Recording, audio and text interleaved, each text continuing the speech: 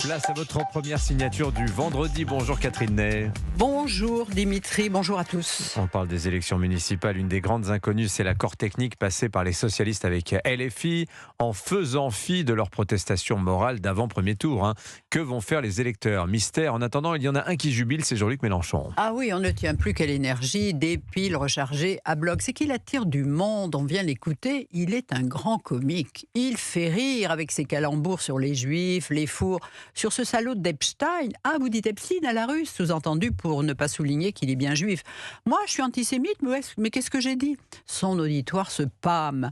Et les socialistes? Alors là, pour eux, son mépris est force 9 sur l'échelle de Richter. Vous allez voir, ce sont des gros combinards. Ils vont pas nous coûter cher à acheter. On se tord de rire et le malheur, et qu'il a eu raison.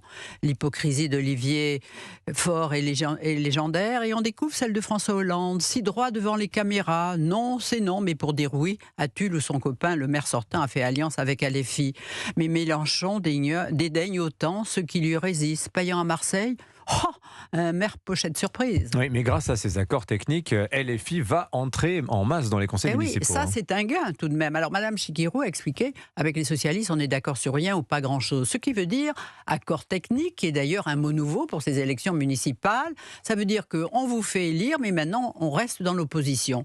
Et si dans les conseils municipaux, les LFI se comportent comme dans l'hémicycle, avec autant de bruit et de fureur, c'est déjà la bordélisation annoncée. Jean-Luc Mélenchon rêve d'une nouvelle France.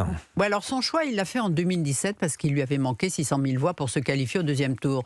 Son ami Coquerel lui avait dit, écoute, tu as un réservoir de voix, c'est les quartiers populaires, c'est une frange de la population qui souffre, qui se sent déclassée.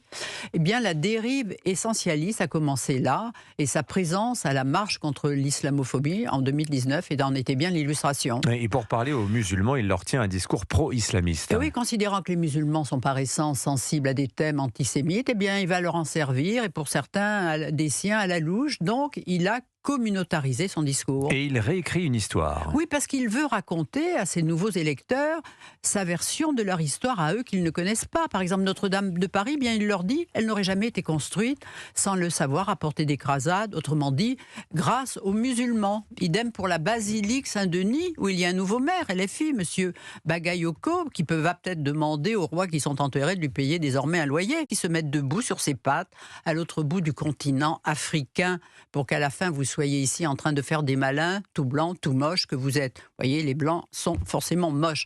Mais l'histoire en bande dessinée, c'est celle racontée à des nuls. Et il fait là allusion, M. Mélenchon, à la découverte du plus vieux squelette du monde en Éthiopie par le paléontologue Yves Coppens il y a 50 ans. Il l'avait appelée Lucie, mais elle n'était pas l'ancêtre des hommes.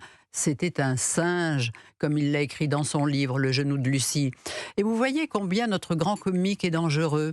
Tout ce qu'il prêche, c'est l'anti-intégration, un générateur de violence, et pour les faibles, peut-être, il y a danger de guerre civile. Signature Europe 1. Merci beaucoup Catherine Ney pour votre regard sur Jean-Luc Mélenchon et la France insoumise à l'avant-veille de ce second tour.